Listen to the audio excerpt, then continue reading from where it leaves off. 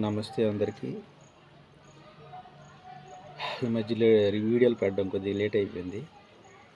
ఇప్పుడైన news ఏంటంటే Indian ocean territory అయినటువంటి అండమాన్ నికోబార్లో $20 ట్రిలియన్ వాల్యూ ఉన్న under water oil treasure, crude oil తాలూకా భండాగారం రీసెర్చింగ్లో అది బయటపడింది. దాని విలువ $20 ట్రిలియన్ విలువగా ఉండొచ్చు అని అంటున్నారు.